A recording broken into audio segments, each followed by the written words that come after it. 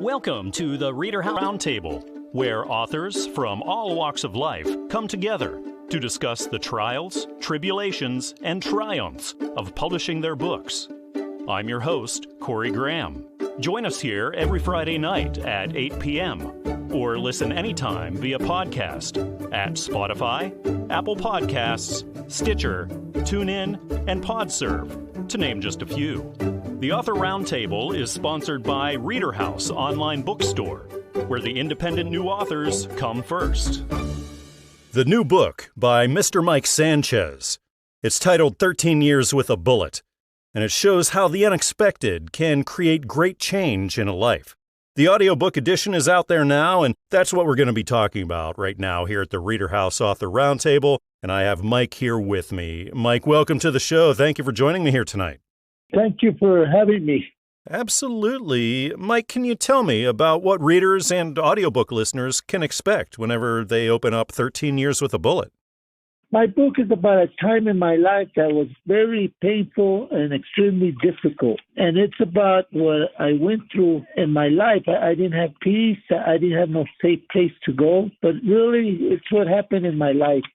Mike, what inspired you to write your story and then publish it for the world? What inspired me was what I went through with a lot of years that I just thought about it. And I said, you know what, I should write my story and tell people about it. But what inspired me was God Almighty. He's the one that really put it in my heart to write this book. Mike, what kind of a target audience were you going for here? Actually, I'm going for anyone who has ever faced with their life with the most difficult decisions that would affect their life for a lifetime. Mike, what does your writing background look like? Have you done this kind of thing before, or are you new to this whole thing? This is my first time. I wrote the book in 2016, but I just put it in audio. But this book, it takes my life story, but it would help people that been through things, and it would help. It helped me, so God inspired me to write this book. I love that you're using what you've been through in your life to reach out and help others and make their lives better as well. Yes. Can you tell me what it was like for you whenever you heard the audiobook edition? You know, all that time you were used to reading it, and now you're hearing somebody read it back to you. What was that like for you? Actually, nowadays with the media and everything, I think it's better in audio than just reading a book. And once you got started writing on this, Mike, was this a long process for you, especially that editing and that whole publishing process? Was that long? It took some time, maybe 6 months, but it took me about a year to write my story. And there are a lot of things involved when you get to the publishing process. Once you hand your manuscript over, there's a lot of things you got to do to get that thing published. Mike, what did you find challenging about the publishing end of things? It's my first time I ever wrote a book, and everything was challenging, and I was always reading the Bible, praying to God, and God saw me through, and I succeeded. I went through. I started it, and I finished it, so I'm really happy. Yeah, that's a big deal. A lot of people start books, and a lot of people don't finish those books, so it's really special that you stuck it out there, you finished your book, and now it's out there for the world. Well done. Thank you. Mike, what do you think the chances are that you'll be writing another book sometime here in the future? I never know. Maybe down the road, maybe I will, but right now I'm not. So it's official, Mike. Now you're a published author. To you, what is the most rewarding aspect of that? The most rewarding is I'm a school dropout, okay, and I never thought of writing a book. And out of nowhere, God put it in my heart, and I wrote it, and it was published. So I'm very elated about this. I'm excited. Mike, whenever you were sitting down and working on this book and writing away, was writer's block ever something that you ran into? No, it took me a long time because I was on a computer writing it, and then there was somebody in the computer I didn't know, so they would start playing music. I said, what the heck's that? So I would have to turn it off and start again. So that was a problem, but I did get it through. I did finish it. I think a lot of readers are going to be blessed by this book and the audiobook. Again, it's titled 13 Years with a Bullet. It's written by Mr. Mike Sanchez, and this is published by the Audiobook Network, so go anywhere that you usually go to get your audiobooks, like Audible or iTunes or Amazon, and you'll be able to find this. Mike, thank you so much for joining me here tonight. It's been really nice talking with you and learning all about 13 Years with a Bullet. I hope we get to do this again sometime. And you're welcome, and thank you so much, and God bless you. Author Greg Osterhage has just written a new book. It's a memoir titled The Life and Times of Joey Sligg, Volume 1. And we're going to talk all about this book. Greg, the author, is joining me now here at the ReaderHouse Author Roundtable. Greg, welcome. Thanks for being here with me tonight. Thank you, Corey. It's a pleasure to be talking with you. It's a pleasure to be talking with you, Greg. Can you tell me all about the life and times of Joey Sligg? Well, it's a work that I actually just a couple of years ago got an idea to do something along the lines of writing out the life of me. So I had this old name of Joey Sligg that was a kind of a fun thing tossed around back when I was a teenager with some other friends, and we just made up names. And so I had it ready made, and something happened in my marriage. My wife was in an accident 5 years ago, and it was pretty bad. And I got an opportunity to do some writing about it to keep people informed about her recovery. And they all liked everything I was writing, and make a long story short, she did recover, and, things worked out there. But, I had this idea put in my mind by a couple of people, hey, you should write a book. And, I'd always thought about writing my story, and, I was retired, and I had some time. And so I just went about putting it down on paper, and one thing led to another, and I got it published, and here we are. Greg, what kinds of readers do you think would be really into this?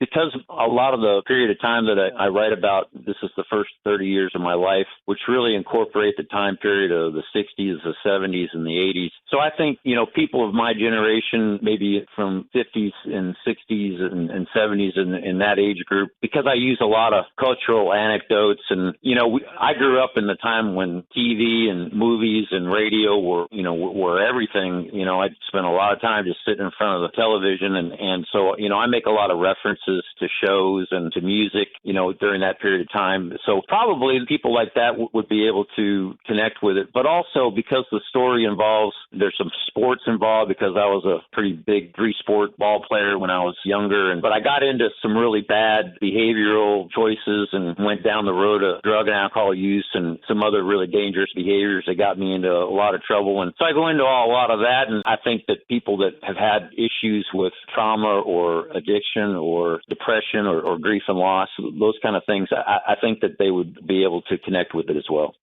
Greg, are you new to this whole world of writing and publishing, or have you done this kind of thing before? I haven't, Corey. This is my first attempt. I happen to be married to a high school English teacher. She's actually been the writer in the family, but I had an idea and I decided to try and go for it. It just ended up working out. It's my story, so if I can write about anything, I can write about the things that I've been through better than anything else. And it's my first attempt, and I got fortunate. I got a hold of somebody at Christian Faith Publishing that kind of was on my side and supported, pushing it through and making it happen. So I do have a volume 2, but I don't know whether it'll see the light of day. It kind of depends on how things go with this first attempt. So we'll see how that goes. Greg, how long of a journey was this for you once you sat down, got started on it, and clear up until it was published and got out there? Because everything was new for me, I didn't know what kind of time frame it was going to take for me to get through. But I did actually, it took me about 5 months of 4 or 5 days a week, really grinding out. I'm an old school guy, so I wrote it out first, and then I went to my computer, and then I put it into a format there. And, so I worked pretty hard on it for that long a period. But now I had no idea of what the process and everything. I went the self-publishing route, but I got a hold of a company that was very supportive, but I didn't know the length of time that it would take to go through the whole editing and getting it to a printed format. It was longer than I thought it, but it actually ended up working out pretty well. So from the time that I started it to the time that it was published was right at about a year. So it was about 6 months of writing and then about 4 or 5 months of getting everything together to get it into a written format and published. Well, sounds like a great book. I think a lot of people are going to love it. Again, the title of this is The Life and Times of Joey Sligg, Volume 1. It's written by Greg Osterhage and published by Christian Faith Publishing, so you can find it everywhere, like on Amazon and Barnes & Noble, iTunes, and also traditional brick-and-mortar stores. Greg, it's been really great talking with you tonight. Thank you so much again for being here with me. Listen, it was a pleasure. Thank you for having me on. I'd like to welcome back to the ReaderHouse Author Roundtable, author Susan Stover. Susan, thank you for joining me here again. Thank you, Corey. I'm glad to be invited. I'm glad to have you back, Susan, and it's so exciting. You have a new book out titled His Kind Intent, Fully Known, Deeply Loved, Wholly Valued. So can you tell me all about this, Susan? This is just my way of telling people what God thinks about us and that he has kind intentions, that he does know us, he does love us, and that he approves of us because he created us. And where was the idea for this born? How were you inspired to write the book? I think just by my own walk with God, just getting to know him as I spend time in his word and, just a spiritual growth journey. Would you say it's a general Christian audience then that you're reaching toward here? Yes. It doesn't have to be Christians per se. There are a lot of people that just maybe they struggle to believe that God really cares about them or that he's really there and that he notices them or that he has any relevance to their life. And so anybody who is struggling in that way, I think would get a lot out of it. Once you started off on this book, Susan, how long of a journey was it for you until it got published? It took me probably 3 or 4 months to write it, and then another 6 months to have published. So close to a year, I guess. And what do you find the most challenging about that publishing process? There's so many things involved. Yes, that's just it. Sending money and your intellectual content to somebody you don't really know and trusting that it's going to turn out into a book and not understanding the process and takes a lot of faith. Absolutely. Well, now that you've done it, Susan, and you have some books out there, you're a published author. What's rewarding to you about that? The creative process is very rewarding to see that I can make something that can be published that other people might want to read and gain from. Just a real deep sense of satisfaction. And if I were to guess, Susan, I would say you might have another book in you. Would I be right? Yes, I actually have one that is just coming out, and I have another manuscript I'm working on. So yes, I'll have right now a total of 4, and I'm sure there are more. Fantastic. Well, you're writing a lot, you're publishing a lot. Is writer's block ever a thing you have to deal with? It sounds like it just comes easily for you.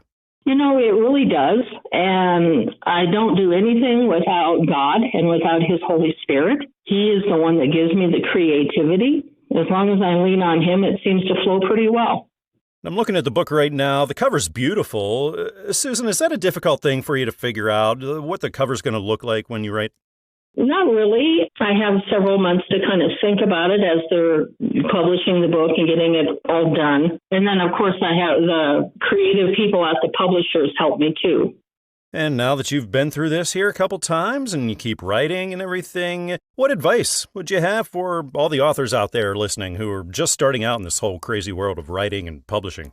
I think the biggest thing is don't be intimidated trying to think about the whole process. Don't worry about what chapter 2 is going to be. Just start. And if you really have a story in you, it'll flow. Susan, when you sit down to write, do you know what the whole book's going to look like from beginning to end? Or do you start off with maybe a thought or something and start writing and see where it goes from there? Right. I think, I pretty much start with a thought. I kind of start with the title, the gist of the book, his kind intent. And then I think about what do I want to say about God's kind intentions? And it just flows from there. And does that feeling get old for you when you finally get that first copy in and you get to hold that book you've been working on for so long? No, it doesn't. It doesn't get old at all. It's very rewarding. Do you have people around you in your life that, they can be there to support you and maybe encourage you and motivate you when you're doing this kind of thing, taking these big writing projects on? Yes, I definitely do. I have 2 grown daughters, and I have a handful of friends and church community that know what I'm undertaking, and they're very supportive.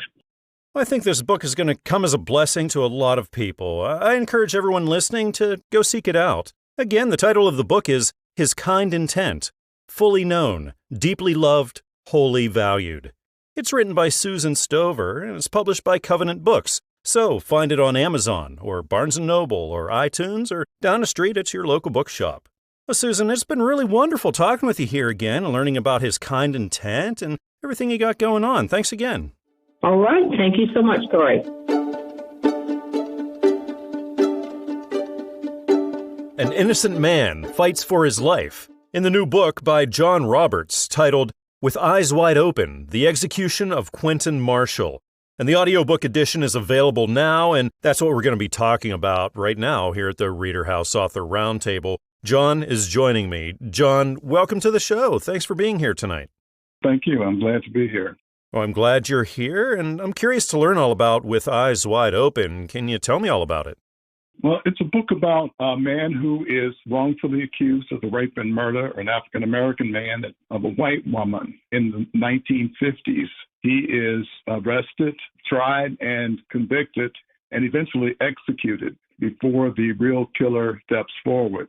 It's a story that I've had in my head for a very long time. It's sort of inspired by a real-life incident that occurred when I was a child living in South Carolina. It came back to me as an interesting story, a relevant story, when I became interested in the work of the Innocence Project, where I've learned that a disproportionate number of the individuals that were found innocent after oftentimes long prison sentences by that project were actually African American. But I was also inspired by the Black Lives Matter movement, because what I learned about this incident from my past was that there was really no investigation of sorts.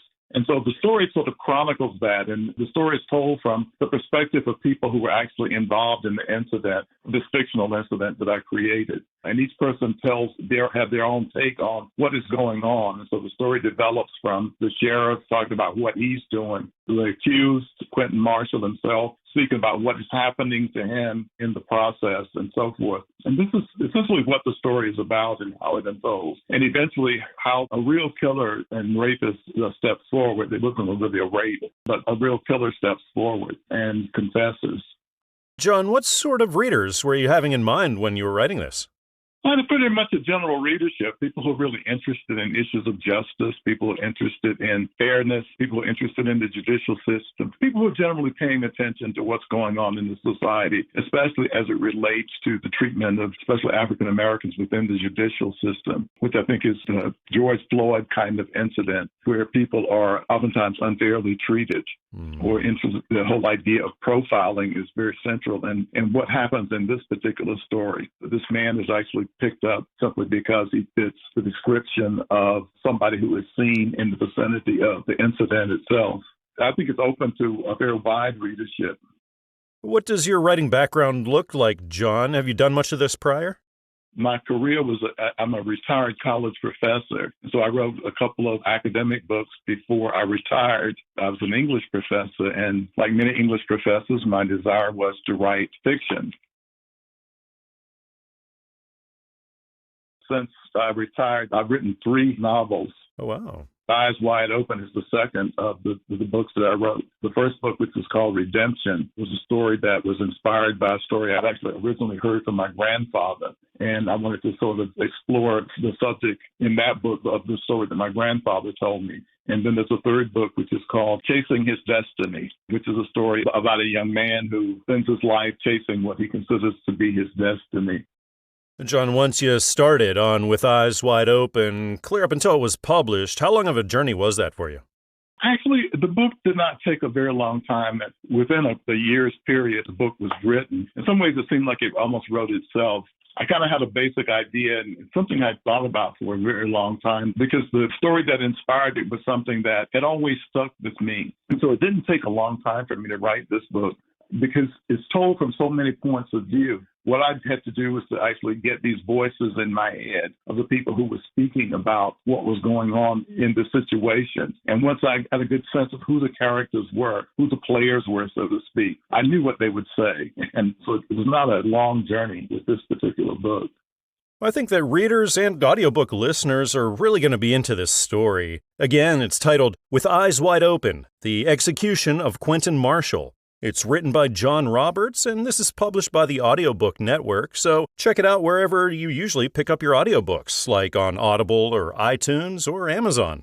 John, got to thank you once again for coming on the show and telling me all about this really fascinating story. I had a really good time talking. I did too. I appreciate it. Dr. Joseph A. Herr looks to impact the spiritual lives of readers with his new book, It's All About the Weddings. And we're going to talk all about this right now here at the ReaderHouse Author Roundtable. The author is with me. Joe, welcome to the show. Thanks for being here tonight. Thanks so much for having me. Absolutely. I'm curious about It's All About the Weddings. Joe, can you tell me about it? Yeah, it was really interesting. I've been searching for a long time for some answers that I was being challenged by some theologians on. Actually, it was the rapture. These scriptures, they said, were problematic for the rapture, and I couldn't really give them an answer. And I prayed and prayed and prayed, and one evening at 2 o'clock in the morning, God woke me up and with this revelation, and it just totally changed the way I think about the Bible, the way I do communion, the way I know revelation and everything. Joe, would you say it's a general Christian audience you wrote for here? Absolutely, yes. And when it comes to writing, publishing, everything like that, do you have experience in this, Joe, or are you new to it all? Well, I'm fairly new from a theology standpoint. I used to be in business, and I used to write short articles for some business publications, but this is the first entree into something this type of topic. Congratulations. How long of a journey was this for you once you sat down and started writing those first words, clear up until it was published? The publishing took for the longest time. The rest of it, it was just as if God was guiding the pen, because by the end of that first night, I was up most of the night just jotting down notes, and all I had to do after that was put the notes together. So writer's block doesn't sound like it was ever an issue for you. It wasn't, but I wish I knew then what I know now, because that revelation has continued to allow me to look at Scripture in a different way. There's so much more. I could have probably doubled the book size by now. Do you think then you might have a follow-up to this one? There's a possibility there. It might even go into some other topics like salvation and everything, because the weddings really are so close to everything in the Bible. It's just amazing. You said the publishing process went on a little long for you. What was the most challenging part about that for you? I think the challenging part was just being a novice. I really didn't know what to expect. So they were very polite and everything in the process. It just seemed to take forever in between each step. So after all that time, after all the work that you put into this, Joe, that day comes, you open up the mailbox, and finally, there it is, your first copy of It's All About the Weddings, and you got to hold this thing in your hands for that first time. What was that like for you, Joe? It was surreal. It was surreal. And the thing that topped it off was when I have two churches, and some of the people at the two churches got a hold of it. And when they started reading it, it's sort of old news to them, but they started giving it to all their friends, and it just sort of exploded. And because of that, I had a woman just the other day come to me and tell me that she didn't realize the intimacy that God was looking at in the Bible. And that's one of the key things here. Christians are taught a lot that's all about having this relationship with Christ. And what I found is that we do God such a disservice by teaching that, because it's not a normal relationship. It's not a relationship like anything that we've ever had. It truly is a wedding where, we've been invited to the greatest wedding supper ever with the greatest family, the most perfect family with the greatest father. Well, Joe, now that you're a published author, what would you say is the most rewarding part about that for you? Well, for me, it's all about getting the word out. So every time I hear somebody like this woman who came up to me the other day, that it's something that I can give God the glory for. It's not me. I truly didn't have anything to do with the words on the paper. It truly was the revelation from God. And this book is not meant for anything else but to give God the glory and let other people understand the importance of the two weddings. A lot of our listeners right now are authors who are just starting out in this whole world. Joe, do you have any advice, anything you might have picked up along the way that you could throw out there for them? I would say that it takes a lot more patience than I thought it would. But the other thing is I should have done some additional self-editing before I sent it to the publishing company.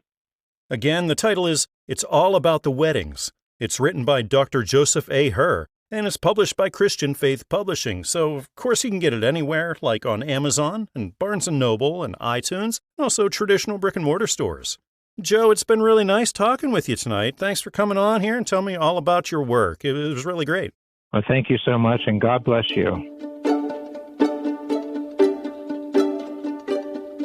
Author Esther Manning's new book, titled My Castle Wall, hopes to guide both victims and perpetrators to the help they need. And I get to find out more about this book. The author, Esther, is joining me now here at the ReaderHouse Author Roundtable. Esther, welcome to the show. Thank you so much for joining me. Thank you for having me. Absolutely. Esther, can you tell me all about what you've written in My Castle Wall? My story is the book. I grew up as an abused victim and turned survivor through therapy. And the book has short stories and short writings and poetry throughout it. It guides the reader to look at what I went through and possibly what they went through to relate to the book and how I was rescued through therapy and regained my identity as a survivor. So that's basically the whole book is poetry and short writings about that trauma that I grew up with. And I can't imagine this was a really easy book for you to write, Esther. What inspired you? What convinced you to write this? Back when I started therapy, I didn't know that I had been abused, except for one person in my life. And I had a therapist that was very good. And with her introduction to me, I could place the one perpetrator. And then I had to go back to 3 months, 3 years old, and gradually come up with all of the most of the perpetrators. And there was no less than 11 through 20 years. And she was the one that basically got me to write, because that's the way I could relate to her, was through the poetry that I was writing for our sessions. And she told me that I needed to write a book, and I had all the tools to write the book. And then when I got the manuscript done, she and two other therapists used the poems and the writings for helping other people in therapy. Is this the first time you've been published, Esther? This is the first time I've been really published. I did a children's book a couple of years ago for an anti-bullying suicide prevention program, nonprofit organization. I did a children's book for third grade level, but we had it printed, and I thought that was publishing. But apparently two things are there, because one is press and one is publishing. So this book that I have, My Castle Wall, is really published. How long of a journey was it for you? I know you might have written a lot of this over time, but then there's the publishing process and everything. How long was that, you say? Actually, the writing of the book was done by 1991, and I had it copyrighted and sent it to other publishers, and the publishers said the same thing. They loved my book. They would love to do it, except they don't do poetry. And so it took me this long, 33 years, to get to move from a previous home to where I'm at right now, and found someone that helped me edit it and got my courage up to find a publisher, and that's where it went. And this being such a personal story of yours and means so much, I could only imagine what you were feeling and thinking when that first copy came in of My Castle Wall and you got to hold this thing for the first time. What was that like, Esther? I was in total awe.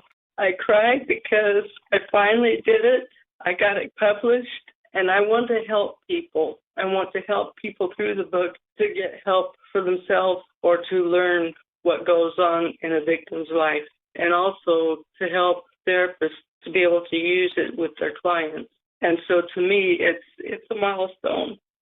Esther, what would you say the chances are that maybe we'll see another book from you here in the future?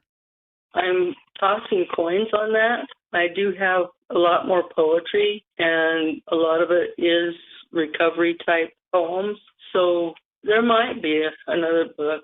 I'm not sure at this time, but this is the most important book of my life.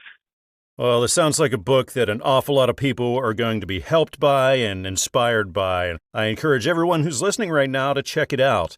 Again, the book is titled My Castle Wall.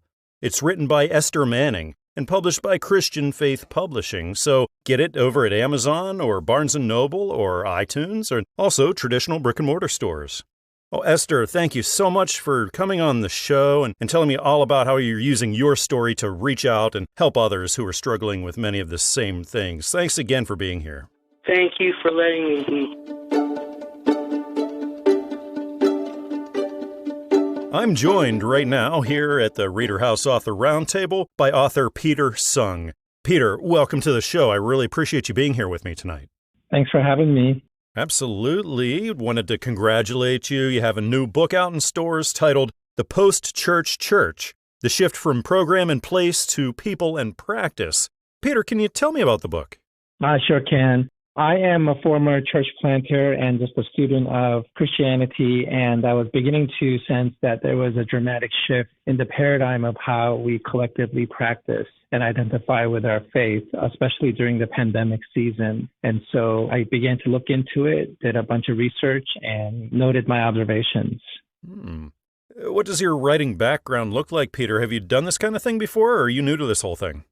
I have written a book before with other people. It was a church planter I was a church planter at the time, and I wrote a book for church planters. It was kind of a devotional, 365 entry devotional. I wrote about 40 of them. Peter, who did you write the Post-Church Church for? What kinds of readers do you think? I think the book is relevant for people who are in the business, that is, people who are like pastors and leaders, lay leaders, that sort of thing, but also people who are lovers of the church and have noticed that things look and feel different during the pandemic and afterwards. Once you sat down, started off on this book, clear up until it was published, Peter, was that a long amount of time for you? You know, I did feel the time crunch of this because the relevancy of it was tied to it coming out while people were still in the midst of experiencing the paradigm shift. I wanted it to meet a felt need. And so it did get a little bit rushed out the door, but I was okay with those sacrifices because I thought the core ideas would add value to folks who are in the midst of it. Peter, what's going through your head and what are you feeling whenever you finally get your first copy of the book in and you get to hold it for the first time? That's got to be a special moment. Yeah, definitely. It was a journey. There were a lot of people involved. It was connected to my own spiritual process through it all. And so to see it in my hand like that was quite a feeling. There are so many things you got to do when it comes to the publishing process. Peter, what did you find particularly challenging about that end of things? Probably the learning curve of it all. I didn't know what I didn't know. I didn't know how the industry worked. I talked with other authors, but their experiences were slightly different from mine. And so I think the newness of it all made it the most challenging. And being a published author now, Peter, what's the most rewarding aspect of that to you? I would say that there's a kind of a credibility, or the book has a legitimizing factor. I might be saying similar things that I used to say before the book, but now the ears are tuned to me a little bit differently, and I appreciate that. Looking ahead, do you have plans to write more after this? I'm actually an organizational psychologist by training, at least in this current life that I live. And so I have a lot of ideas about leadership and organizational leadership and self-leadership. And so I've been kind of taking inventory of some of those ideas and planning to turn it into a book in the next few years. Peter, for those times when the writing gets tough, maybe you get writer's block, or maybe you're just not quite sure where to take things next, how do you get through those obstacles? Conversations help. I'm naturally extroverted, and so external processing is always helpful. I would say another way to kind of get through those moments is to just be okay with bad writing, as they say. And so if I just write through that time period and not judge myself for the writing too much, then it's fine. Now, something you might not have thought of when you started off on the book is, what's this thing going to look like? What goes on the cover? What are people going to see when they look on the shelves? Peter, was that a tough decision for you to make? I think the specifics were a little bit fuzzy to me, but I knew that I wanted an image of the super bloom, which is a central idea in the book. It speaks to the end of a difficult process. Wildfires often result in super blooms, and that's hard to imagine in the midst of a wildfire. And fortunately for me, that phenomenon was happening in California at the time, and so there were lots of images to kind of draw from to depict the super bloom. Again, it's titled The Post-Church Church, The Shift from Program and Place to People and Practice. It's written by Peter Sung and published by Christian Faith Publishing, so you can get it anywhere. Go to Amazon, go to Barnes & Noble or iTunes, or take a walk down the street to your local bookshop and you'll be able to pick it up. Peter, I really appreciate you being here on the show with me tonight and telling me all about this book. It was really great talking. Thank you for hosting me today. I appreciate it. I'm looking at a book right now that's just come out. It's a story of friendship and acceptance. It's written by Jason Grove, and it's titled Monsters Mustard. And I get to talk all about this book. The author, Jason, is here with me now. Jason, welcome to the ReaderHouse Author Roundtable. Thank you for being here. Yeah, thanks for having me. Absolutely. Jason, can you tell me what readers are going to find when they open up Monsters Mustard? Yeah, they're going to find a fun fictional place with two characters who become friends, and the friendship is tested a little bit, but in the end, it all works out. It's just a happy story with a good message, I hope. And what sorts of readers were you reaching out toward here? Mostly elementary school kids, 6 through 10, 11. So how did you get the idea for the story and the book and everything, Jason? Well, it just started out one day. I was just wanting to write something kind of whimsical, just nonsense, really, just play on words with monster and mustard being similar, and just have two characters who end up being friends. And then, as it began to materialize, it turned into what it is now. So, I've got several kids, and one of the messages I always try to give them is the importance of friendship. And so that was just kind of how it started. Have you done this kind of thing before, Jason? Are you experienced in the whole writing and publishing thing, or are you brand new to it? No, I'm brand new. It's all new to me. I'm just happy to be here, but happy to be a part of it. Always wanted to be able to write, and I've been writing, but it's nice to have something published. So every step is new for me. Being your first published work, was this a long journey for you from the time you started writing clear up through when it got published? Yeah, it was probably about a year. So it was a long process, but it was fun, and I'd love to do it again.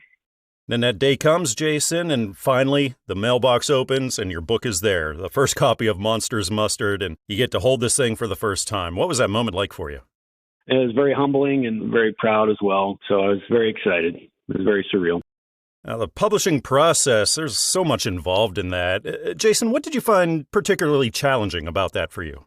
For me, it was the illustrations taking, I'm personally not artistic at all, and trying to describe how characters look or what the world is going to look like when the readers turn the pages, just trying to make sure that it looked, as close as what I'd imagined. That was the hardest part. And now that you're officially a published author now, Jason, what's the most rewarding aspect of that for you? I think just the hope that I can maybe do it again. The story, whether it's, Monster and Ram or, something else connected with that setting, with that storyline, to be able to continue with that and keep it going.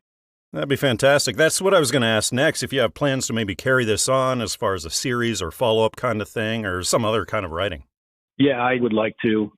Already have, a couple stories in line, so we'll see if we can have success with that and see where it goes. But yeah, I do have a few ideas.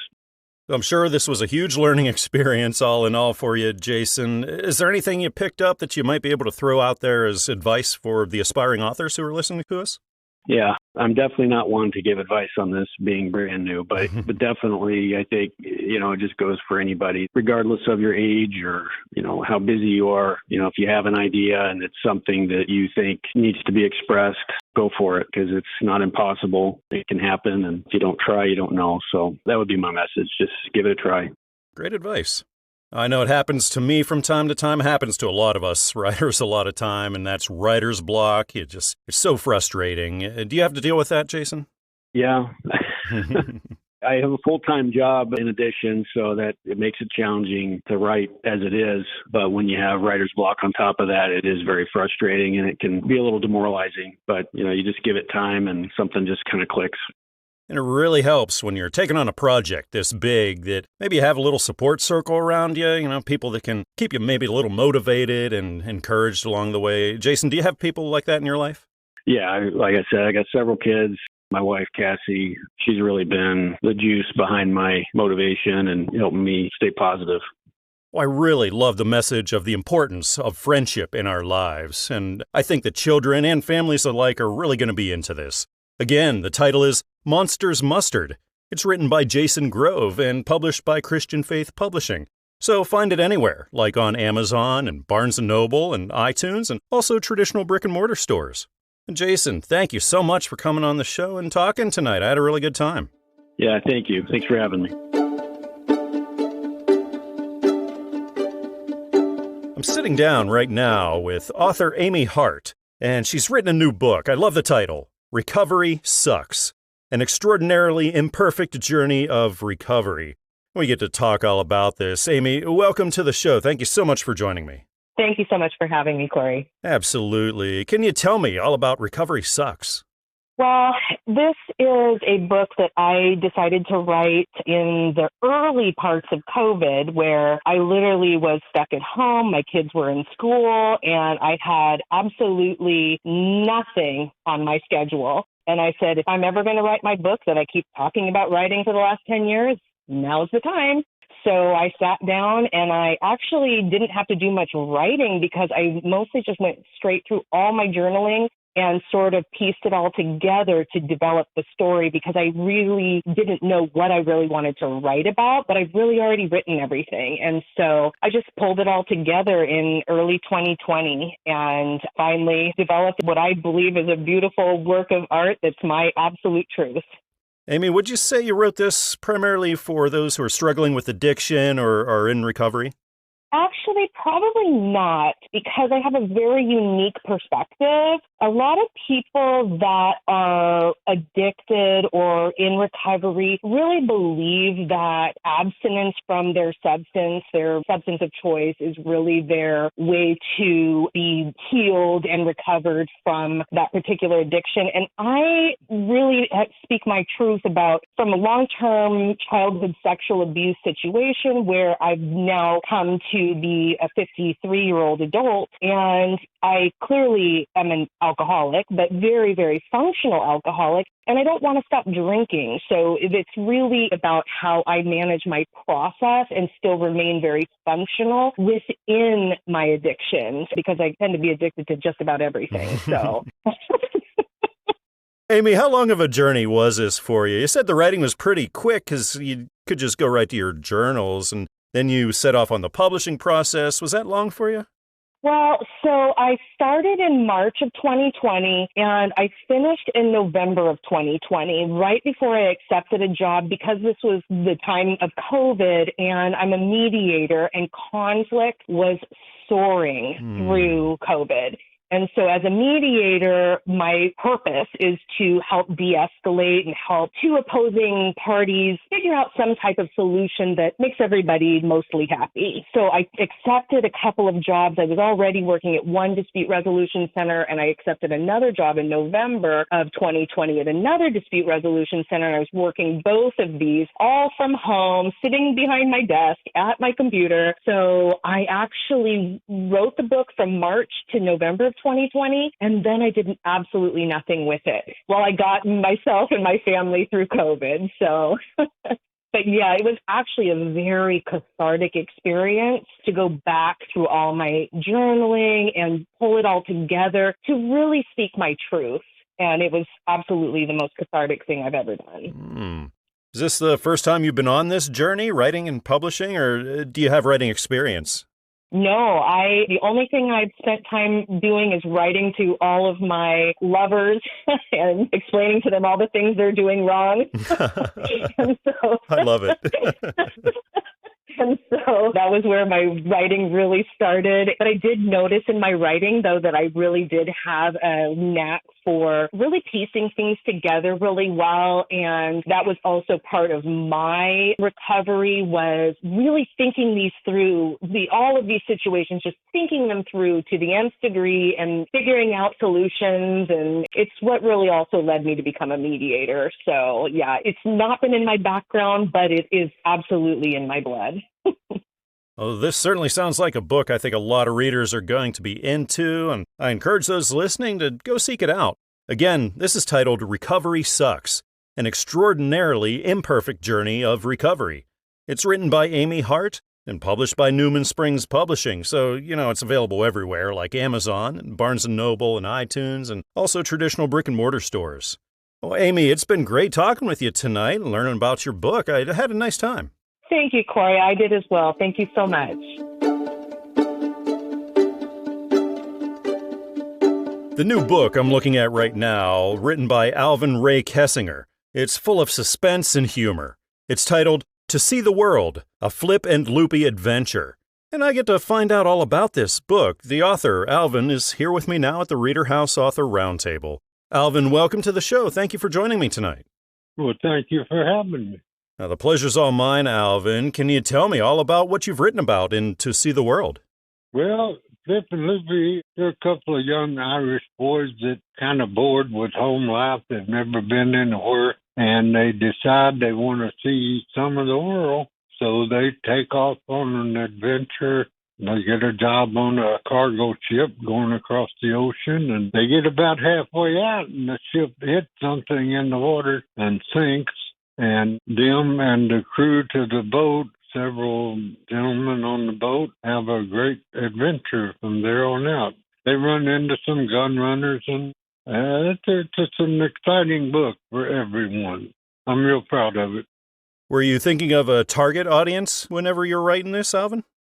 I don't know. I think it's good for the young and the old. I enjoyed it after I read it through. After I got through, I enjoyed it. And my friends, my family seemed to enjoy it a lot. So they covered pretty much every age, you know. So, Alvin, how did this come about? Where did you get the idea for this story? You know, I was looking for something, for some special characters, and they just come up in my mind. The names Flip and Loopy just popped up in my mind, and I didn't know what they were going to get into, but it turned out that they were right for the book, you know. Alvin, what does your writing background look like? Have you done much of this prior to this? I wrote a book called Lobo. It's a Western, and I wrote one a long time ago called Hard Times, Good Times, which is about my family. Now, it's not in print anymore, but Lobo's still in print, and now I have this one here, To See the World, and I'm hoping to write another Flip and Loopy. Alvin, how long does a book like To See the World take you to write and get published, the whole thing? The whole thing, it's actually 2 books in one. It's 2 adventures in one book, and it took me about a year to do it. And the publishing process, there's so much involved in that. What did you find particularly challenging about that part, Alvin? I'm blind, and that takes some extra effort with a screen reader. It's a little more difficult. And also I have a sighted gentleman that helps me some, so it kind of works out that way. And I'm sure you've learned a lot along the way of writing and publishing and everything. Alvin, do you have advice now that you could put out there for the first time, the aspiring authors who are listening to us? Well, when you start doubting yourself, don't give up. Keep going. And when you get into the writing slump and you think, I don't know if I can finish this book or not, just keep trying and it'll come to you. And the reward of just having it done. If the book doesn't sell, you've still achieved a lot. You got it done, and it feels good.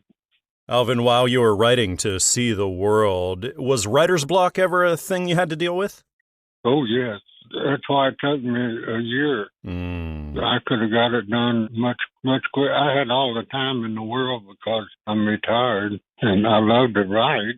I've written and published over 100 songs. I have probably another 100 that isn't published. I mean, I say published. They've been demoed by different people on the internet, you know. So I love to write, and it's a hobby. And if it sells, that's my reward. If it doesn't, then just having it is my reward, you know. I think readers are going to love these adventures, and I encourage everyone listening to go check this out. Again, the title of the book is To See the World, a Flip and Loopy Adventure. It's written by Alvin Ray Kessinger and is published by Covenant Books, so get it over at Amazon or at Barnes & Noble, on iTunes, and also at traditional brick-and-mortar stores. Alvin, thank you so much again for coming on the show and telling me all about this book. I had a really nice time tonight. Well, thank you for having me on. I've enjoyed it.